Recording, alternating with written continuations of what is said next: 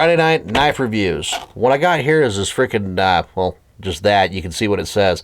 But it's got an SP1, SP2, and SP3 Imperial blade in them.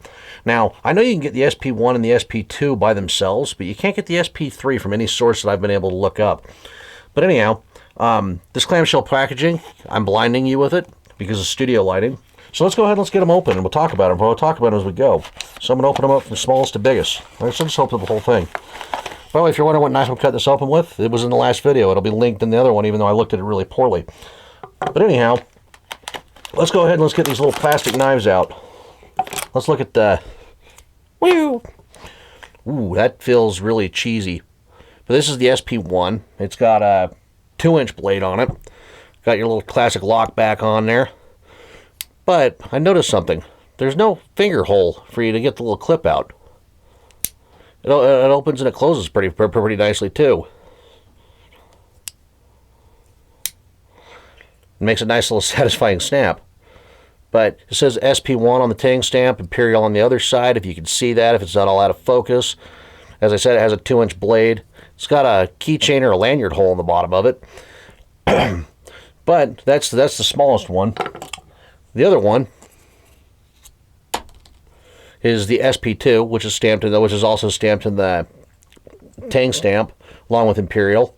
Let's see, is this one is satisfied open and close? Surprisingly not, actually. But yeah, all these have the drop point style blades on them. Here's the biggest one, which is the SP3, also stamped in the tang stamp. Let's see though, is this one nice? It's as they get bigger, look a little bit more rough they get. Let's see here. How well is the blade in here? It's got a little bit of play in it. Let's check the SP2. How much play does it have in it? It has less play than the SP1. Also, actually that one has like no play in it, which is interesting. But the knife still on these is, if I had to guess, is probably 3CR13 MLV.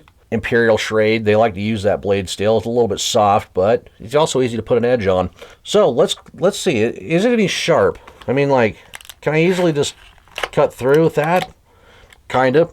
But let's get a piece of paper. So all right, the jump cut has been had. Here's the SP3. Let's see if it'll cut paper.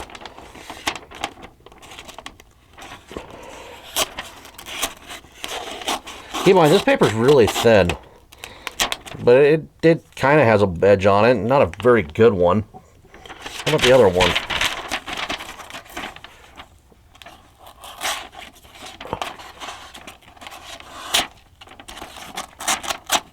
Nah, it's pretty rough too. How about the little guy?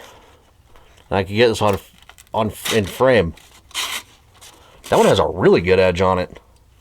Why is it as they get smaller, they get better? I mean, and if you're interested in where to buy these knives, you can get them on Amazon for like $10, or yeah, you can go to where I went and got them. I got them off of Knife Country USA. I'll put a link down in the description of where they were only $6, $5.99 for these 3 knives, and I might have to put a key ring on that. Put that on my keychain, because this is like the best knife out of all of them, really.